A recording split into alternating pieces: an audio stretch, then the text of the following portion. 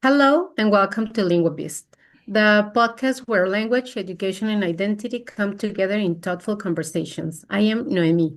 Hello, good morning. I am Briza. I am a student from the master degree in applied linguistics. We're thrilled to have you join us today. In Linguabees, we explore the buzzing world of language of teaching, and from classroom practices to educational trends and the stories behind the educators who make the difference. Whose work has impact in many educators and institutions across Mexico. And that's right. Our guest today is Bertha, an experienced English teacher, education specialist, and academic consult. She holds a bachelor's degree in English teaching and a master's degree in education. Berta has worked extensively supporting teachers, designing academic programs, and guiding institutions towards better teaching and learning practices. Welcome, Berta. We're so happy to have you here on Linguabees. Oh, I'm thrilled to be here. Thank you very much. Congratulations on this beautiful, I don't want to say experiment, but I think you're experimenting in many situations, right? But in this project. And well, thank you. I'm glad to be here. Thank you so much, Berta, for being here with us, for sharing your story. So let's go ahead and get started. We want to know more about you. And so, in order to know about your story, first, can you tell us what brought you to the English teaching field? And were there any specific moments that inspired you to join English teaching? Well, my story is, I guess, the same as many teachers in Mexico. I never planned to be an English teacher. It was never my dream. I never aspired to be an English teacher. I had other ideas. When I was 17, my parents were living in the United States for several years. And when I was 17, I moved to live with them to California. And I had learned some English in school, and being there as an ESL student made me grab the language. I wasn't an expert at all. The first time I took a TOEFL, I think I got B1. So I wasn't an expert, but at the moment in the city where I live, they were opening a new institution of languages, English to be specific. And a neighbor told me, well, you just came back from the States and your English is good. Why don't you go and ask for a job? And I said, I don't want to be an English teacher. And he said, but you speak English. You should go. I didn't have a career at the moment. And so I went. I got hired and I had no idea what I was doing. I didn't know how many mistakes I made. I don't even want to remember how many words I said wrong, how many students got confused because of me. But I guess that's the way many teachers begin. After probably 4 months of that, my boss told me, I really like you. I think you have a good energy to approach students, but we have noticed your grammar needs improvement. So she told me, we want to extend your contract because I had a contract for 6 months. We want to extend your contract, but I need you to go and improve your grammar. So I went to a bigger city, that the one that I live in, and I took grammar courses for 2 years. I took a diplomado en gramática avanzada, and well, then I continued working there. After some years of being there, I was offered another job in another institution where they taught English courses. And being there was when the Universidad de Guanajuato opened the sede Yuriria.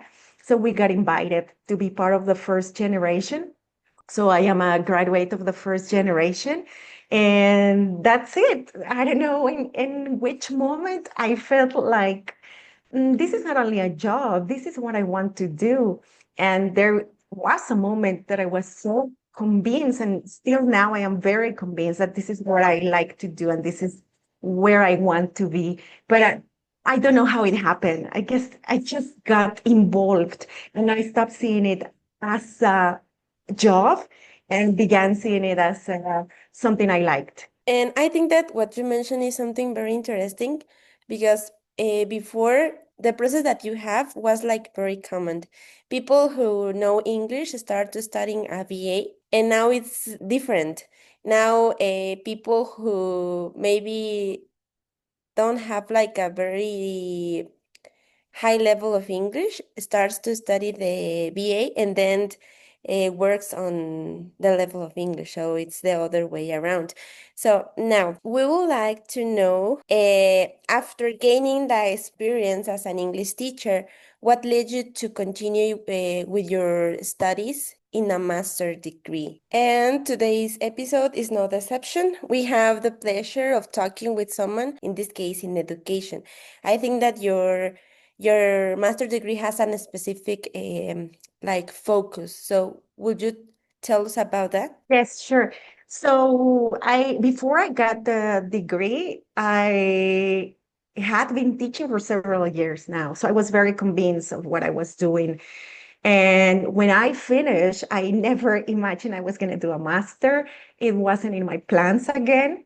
And then I worked as a coordinator of English in an institution where I got to cover Spanish teachers all the time.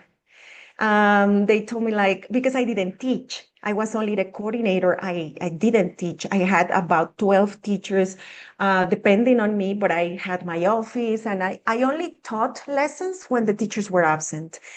So it was very common that the principal, either of the primary or the secondary, told me to cover them because they needed to go to do some arrangements in government offices, or that a teacher wasn't going, a Spanish teacher, a math teacher, a geography teacher. And I was like, but what do I have to do? And they told me the lesson plan is there. You only need to follow the lesson plan.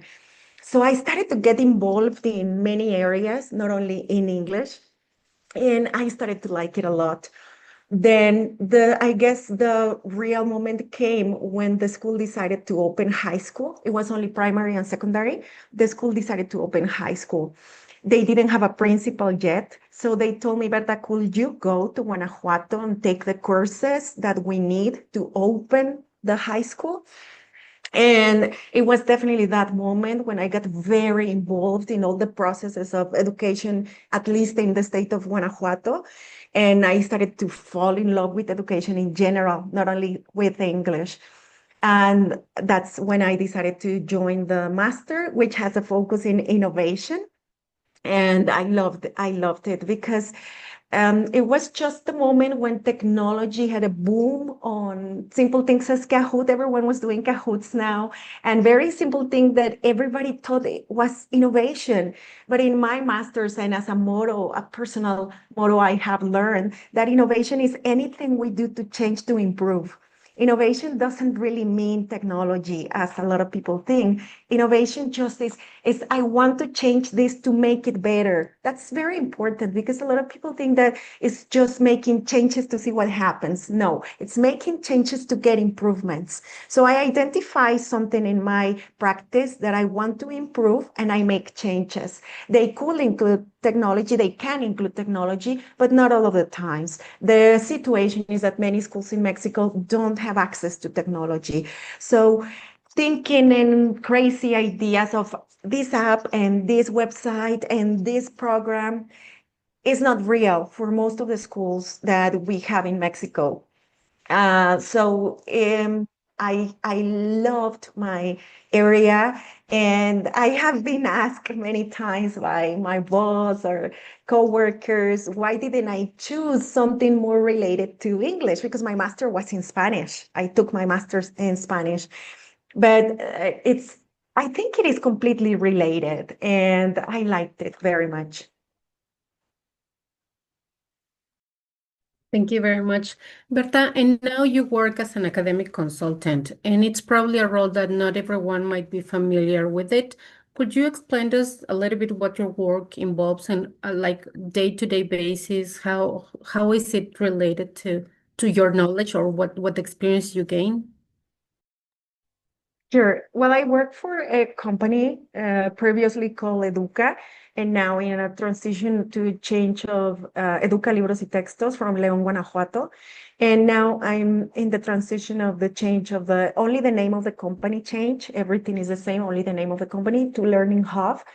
And what I do is that I help, well, the company offers products to learn languages from many different companies around the world. So we're not indeed a publishing house, but we sell um, books, series of books from A1 to C2, and also platforms, LMS systems, and certifications of languages, English, German, French.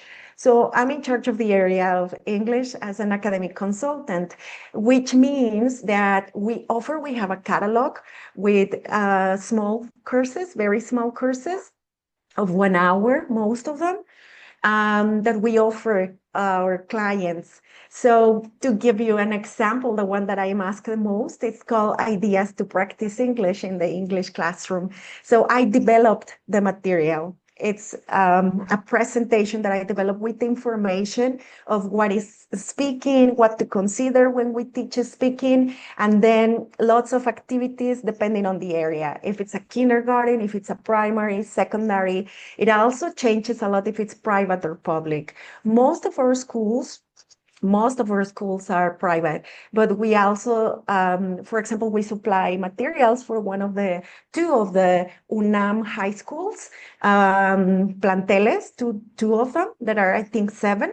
And last year, I had the pleasure, because it was such a pleasure for me to train UNAM teachers in those planteles.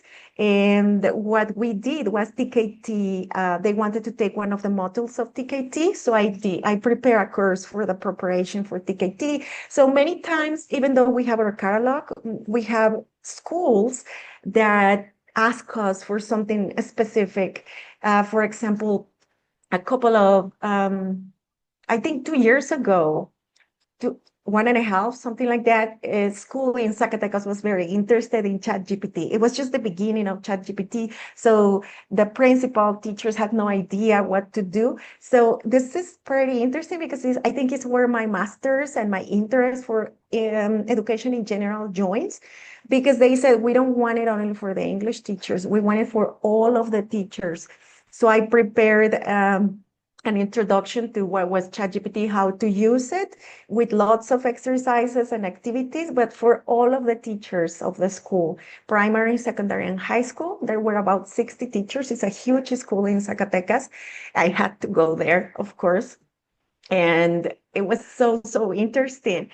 It was one of the most beautiful moments I have had as an academic consultant, because teachers who were working in that institution for all their life approach me at the end of the session, and they hug me like, thank you so much for this, because I felt so lost. I'm 60, I'm 62 years old. I had no idea what to do anymore, because my students are always using the phone, or they tell me, teacher, I did this. And the other ones tell me, no, it's ChatGPT. And you gave us lots of ideas of what to do with that. So it's really interesting. This job, I love this job. I love being a teacher. I want to be a teacher for the rest of my life, but this job, it's amazing. I like it. Wow, this is very interesting. And you're in a very unique position. So when Brisa suggested that you could come to the podcast, it was like, okay, yes, because it's a very unique story of how you go from English teaching and you do this master's degree in education. Um, so we can notice that you are able to observe teaching practices from across different states and across different contexts. So, what are some of the common challenges that teachers face, especially English teachers in Mexico? Thank you, Yesenia. Yes, indeed. I have the opportunity to see, and I don't want to be a boomer, but the moment we're living is hard. Um, in San Luis Potosí a couple of months ago, during a break of a presentation. That presentation was about projects for the Nueva Escuela Mexicana, projects of English for the Nueva Escuela Mexicana. The institution asked for this course, so I had to design it. It takes a lot of time for me to design courses. I cannot do it very quick. So it usually takes 22 days for me to do that and then make sure that the course is ready to be presented.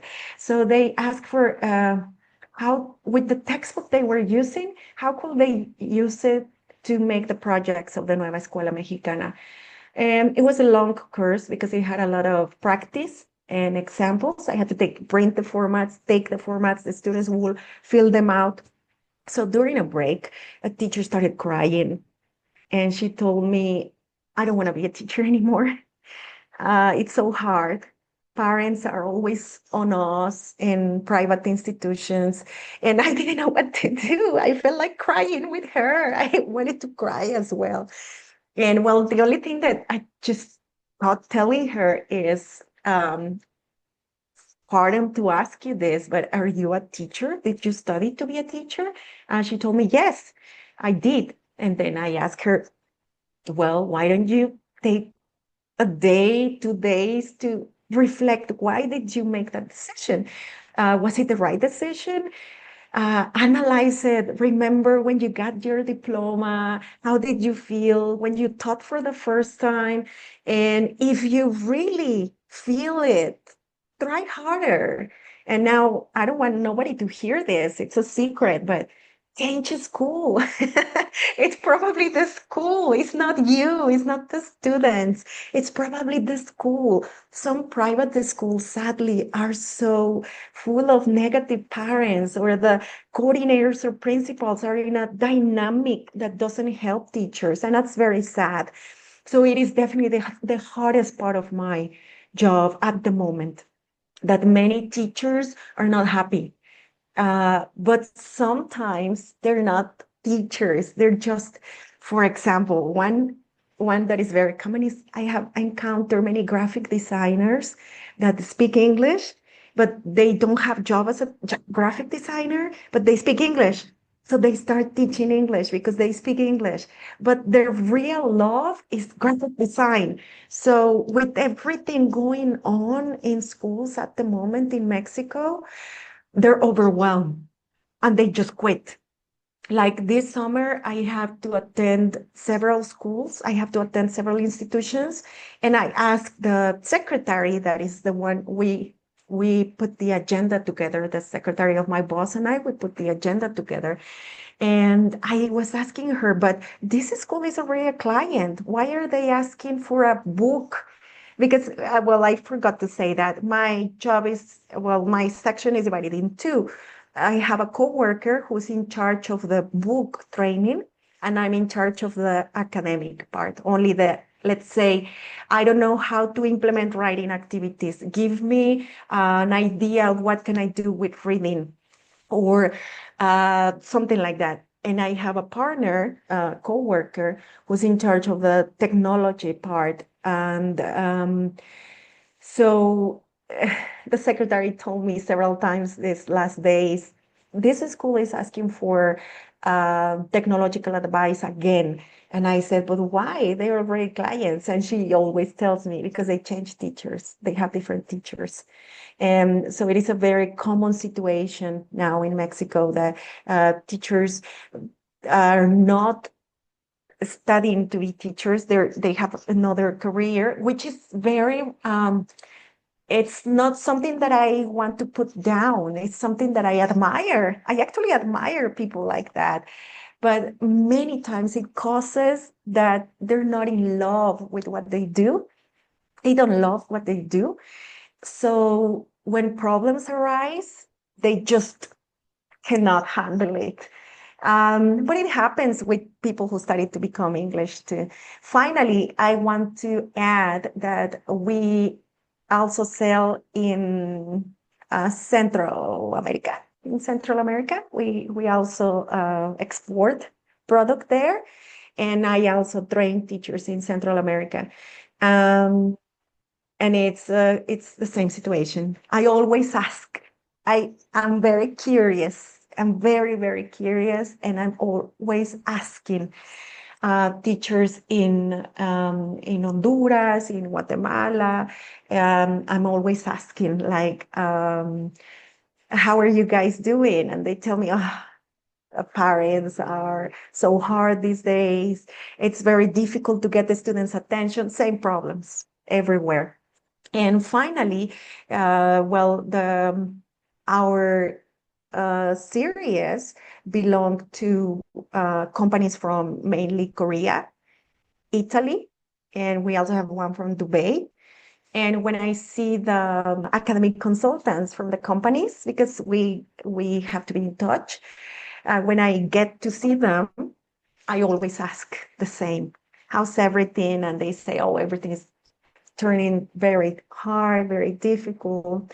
So it is sad, but I have faith. I have faith that teachers will, in the end, if they like what they do, if they love what they do, they find the ways. Will all of the students make it? Probably not. Probably not all of our students will learn at the level we want them to learn. But if teachers like what they do, they find the way to get the message across. Okay, well, I think that what you mentioned was like a very, very interesting. So, Berta, that one of the key areas of your work is the analysis of publisher materials, especially textbooks. So, could you walk us through what is the process looks like? This is interesting again. Um, Many schools don't have a coordinator. Many schools, the principals choose the books, the series, and that is sometimes troublesome because the first thing they say is, I don't speak English. I have no idea, but I like this. I like this book, or this book has beautiful colors. And many times, one of the main mottos to choose material is the price. They sometimes say, oh, and it is very acceptable. Actually, it is very acceptable. If you work in an institution, if you're the principal, coordinator of an institution, you have to know what is the economical status of most of your students because of what they pay every month. So if they pay a fee of certain amount, you cannot put the most expensive book if it doesn't match. I don't want to give numbers, but let me give you a number just to give you an example. If it's a school that the monthly fee is 1,200 pesos, you will not choose books that are, let's say, 3,000 pesos. So most of the times, what principals and coordinators do is they're based on how much the series cost. And secondly, very important with our advice, this is completely our advice from the company. How many hours do you have? That's the question. Some schools want to take bilingual programs and they have 3 hours a week of English. But they have the idea that they want to be bilingual. Why? Because it gives them prestige in the town or in the city, yes, to have an announcement, bilingual schools. But they have 3 hours, 4 hours a week. So that is, to me, the first thing we have to consider. How many hours do you have? So our programs or series or catalog already says how many hours this book is designed for. And going from there, of course, the course books go from very simple to more specific. From a few years to now, the trend for schools that are not bilingual is to include CLIL, which is Content Language Integrated Learning. And we have a series that have CLIL sections. They're so beautiful. I just love the books that have CLIL and how, even though it's not a bilingual school, they can learn a little bit of chemistry, a little bit of geography, a little bit of history in English, thanks to the CLIL section. And of course, most of our books are integrated, which means all the skills plus vocabulary and grammar, everything together. Now, the books that are for, or the series that are for more hours, they have CLIL sections. And we also offer materials from different companies, mainly the Korean companies. They have reading books that are divided in only reading, but it's not literature, it's books that are divided in stories or in real life. And I love the real life ones. We learn a lot from that. So, for example, we can learn about the polar bears, and then they have an audio, they have videos, they have the comprehension questions, they have a workbook. And many schools that have, let's say, 8 hours of English a week, 7 hours, they have the book or the series that works all the skills plus vocabulary and grammar, and they also buy reading books to complement it. We have writing books, writing series, speaking series, listening series, and we also have special platforms, though in Mexico, not many schools buy only the platform, but some do. Some only buy a platform to do practices online or to do readings online, but it's not very common, at least in the company where I work. And in the company where I work, we only have 3 series for bilingual schools. And there are bilingual schools in Mexico, there really are. But in my opinion, the majority is still being schools that are not bilingual. And well, that's a little bit of how it is. So what to consider, mainly the hours, the price, of course, what can the parents of your students pay, and also the aims. For example, if a school aims to become bilingual, we have to offer them different materials to make the transition to bilingual. Schools do not become bilingual from one moment to the other, unless since day one they are bilingual. It is a process that goes little by little, because this process also includes the teachers. Teachers have to have a career as a teacher, so they know more of everything. Teachers also need certifications to register a school as a bilingual. All the teachers need a certification. There have to be different things that the school does to become bilingual, such as certifications for students as well, and preparing students to do certifications in the school, not to go out somewhere else to do the certification. So there are different aspects to consider, and that's a little bit of everything.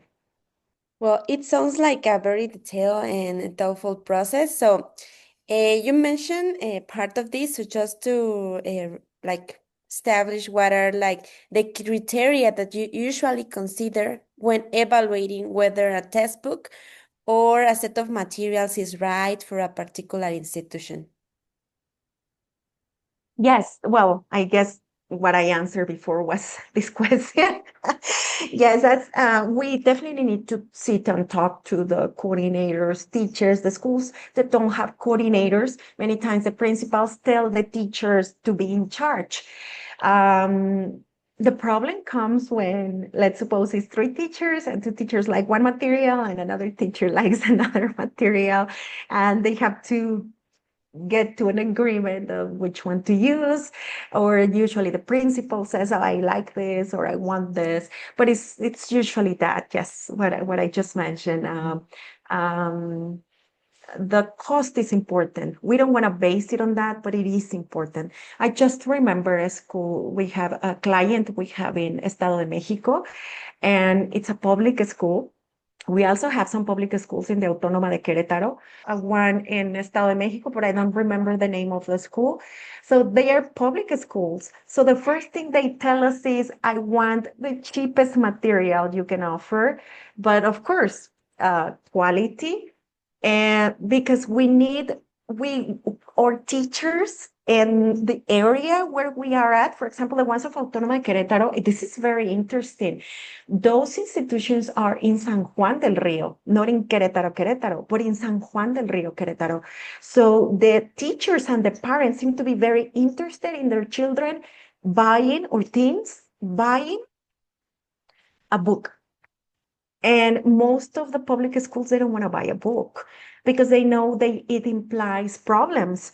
It implies having meetings to tell the parents, oh, you need to buy this book. And many parents say, no, I don't want to buy a book. So we agree that this is not something all of the public schools can do. Only some public schools take the challenge. It's a challenge to face the parents, even the institution, because I have been in meetings where the teachers tell us, I want to get a textbook, but the principals say no. But I need a textbook. It's not easy to work without a textbook because I don't know if you know this, but the government doesn't give books anymore to public schools as it used before. Well, we're talking about secondary. And so many teachers say, of course, I can teach without a textbook. I can do it. I know what to do, and we have a program. But a textbook will help so much. It saves time. It helps with the program. I go progressively. I don't make assumptions. I have something.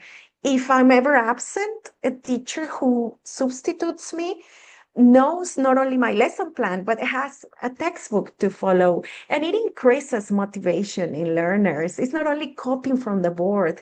We have other activities to do. So that's it. Thank you very much.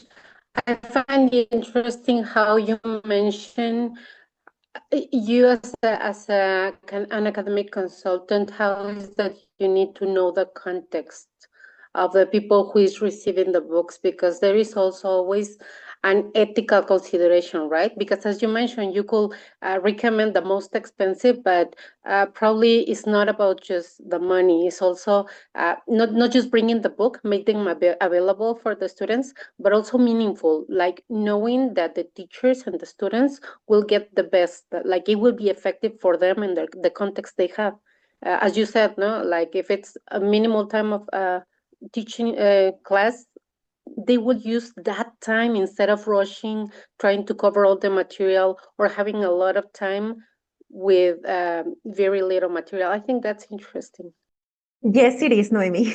It really is.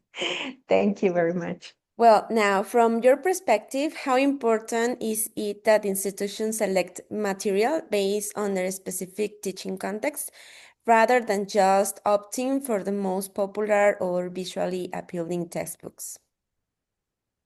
Well, as I have previously covered, I guess in the last questions, yes, it is. It is very important. Lots of schools don't get the results they want, and many times it's because of they're using the wrong material.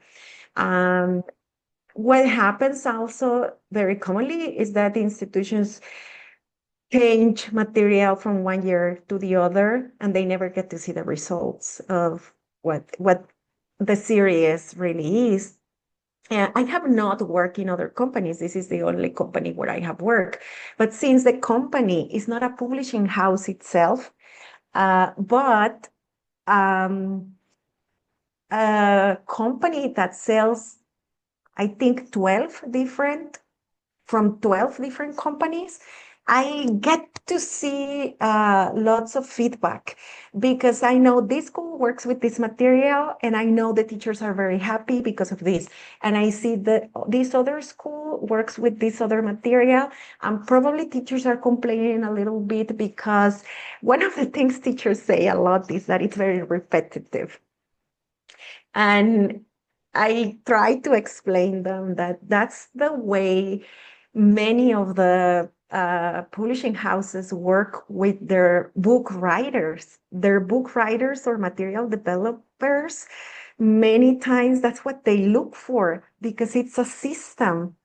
It's stages, it's recycle, and it's been proved that that is one of the best ways in which the brain learns, by repeating actions. So many teachers say every unit is the same. Every unit begins with listening, then the grammar, then that is the purpose, that is the intention of the authors. We do have a series that has lots of variety, which I really like also. I like variety, but I have to say that I have noticed that this doesn't happen in basic levels. This happens most in high school or university, probably B1, B2, C1 books, that they're different. But for kindergarten, primary, and secondary, the units are always the same in most of the companies we work with, because there is a system to follow. That's the way the brain makes paths of learning, by repetition and practice. And some teachers then say, oh, we want a book that is different. So yes, it is necessary. One of the things that causes, it's not a problem, but is probably confusion, is when schools are not honest when they say how many hours they have, or if they have internet access. Lots of schools are like ashamed to say they don't have internet access. And then when the teachers see the material, when the teachers see that the most beautiful activities are on the platform, they are like, but how can we do them if we don't have internet? So many schools, when you ask them, because they are private, I'm talking about private schools. So when we ask them, do you have internet access? Good internet access in your classrooms? And they go like, oh, yes. And then when we show them the platforms and everything they can do in the platforms, because most of them are LMS, which means it's very similar to Google Classroom. They can have communication back and forth. The programs have exercises in the platform, but also the teacher can add extra exercises to the platform. So many schools, when they find out that lots of interesting activities are online, they are like, oops, we don't have good access. Only in the principal's office, they tell us, or something like that. And so it is absolutely necessary that we ask many questions to the teachers and the institutions in general. Yes, this that you share with us, Berta, is very, very interesting. And it gives us a very uh like a more clear point of view of what's going on with teachers, what's going on in their classroom, with their practices. And something that you mentioned very important and that I want to highlight is that sometimes to give the school more prestige, they're like, okay, we're bilingual. But maybe they do this transition like from one day to another, as you mentioned. Like they weren't bilingual, and then one day they're like, okay, we're going to be bilingual. So they're like, oh, so they start announcing themselves as bilingual. So when they do this transition, you mentioned something about it cannot occur from one day to another. There are some steps that have to go between these. So what recommendations would you consider for these institutions when they're adopting new materials, on when they're becoming bilingual, and not just doing it from one day to another? What occurs in this process of change? Well, mainly the hours. To me, that's the most critical part, because the ones who have to struggle are the teachers. Let's suppose it's the coordinator or the principal, the ones who says, now we're bilingual, and they buy material for bilingual schools. So bilingual schools 10, 12, 14 hours a week. They don't even have to say English class because everything is in English. So if the institutions are not ready for that, the ones who suffer are the English teachers. So the first thing is the hours to make the transition. You need a minimum of 10 and a lot of arrangements. I don't know, but I don't know if it depends from state to state, to be honest.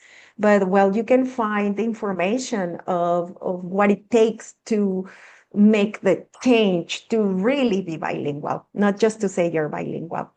Another thing is, like I said before, the certification preparation. Students must do international certifications in primary, in secondary, in high school. And well, so the teachers must be very well prepared and correct material. Because there are institutions that have 12 hours, 14 hours a week, but they probably don't have the best material. But well, just to be very brave, number one, hours. You need more hours so that you have the time to do everything you have to do in English. And I have another question that is not in the program, but that is related to the same. Sorry to interrupt you, Noemi. My research project is about bilingual institutions. It's about language policies that we have in bilingual institutions, and I am like studying if these bilingual institutions have, or at least in the area where we live, have like paper something that mentions that they are bilingual and that also they have like some kind of language policies, like for example, the English only policy in the English classes. So do you know if there is like a document or a formal paper that says that these schools are bilingual or that these schools have to follow these specific language policies? I don't want to make a mistake answering this, but as far as I know, at least in Guanajuato, yes.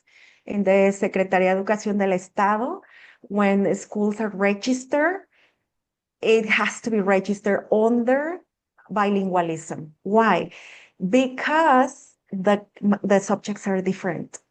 The subjects change. So the program the school takes to the Secretaría de Educación del Estado to check and say, yes, every year the institutions need to take a program of the school year to Secretaría de Educación del Estado. So the program of bilingual schools is different. So according to me, yes. Okay. According to what I know, not according to me, but to what I know. Yeah. Thank you. You are welcome. Berta, this is really interesting, and you made me ponder on things. For instance, you as an academic consultant, your role is to recommend. Have you faced situations in which the school thinks or the school considers that they can work with the book and probably their characteristics are not what they think? Probably they are asking for a really high level book and the conditions they have are not adequate for it, or the vice versa.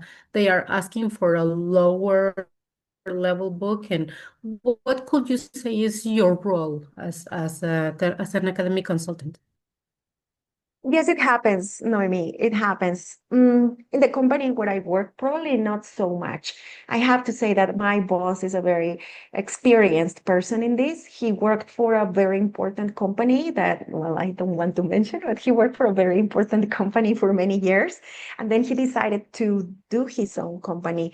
And he's a very, very experienced person, and he knows how to treat clients very well. So what he does is to advise. We don't only give the catalog. We don't only say, oh, this is the catalog, take a look at it.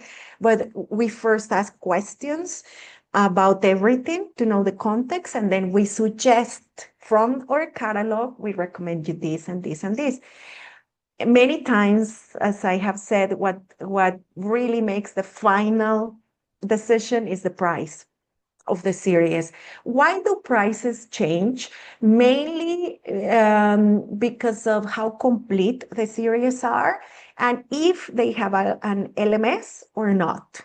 Some only have a digital book that They are awesome because we project them in the classroom, and they are great help. They are great help. You tell the students, you just point at the digital book in your projector, or well, on the wall, on the screen, and you say, oh, look at this exercise. Who can give me the answer of this? Digital books, you can draw on them, you can highlight, you can have timers. I love that function. They have timers, they have focus to hide the rest of the page, etc. That's very basic, but some have the LMS. They are more expensive. Also, the paper.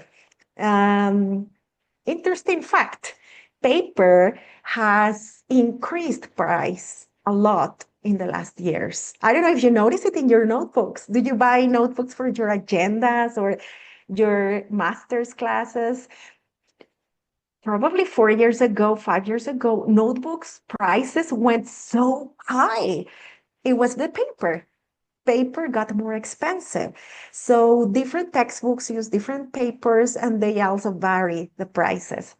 Then, uh, yes, some institutions like certain books without considering them. Because who doesn't like English books? Well, I love them. I love English books. They're so beautiful. And I'm always like, this is the best book. And then I see another one, and this is the best book. So I think many teachers are in the same situation. Now, for example, we have a client in Leon that just recently, last May, they have been using the same book for many years. And recently in May, they said, we want to change.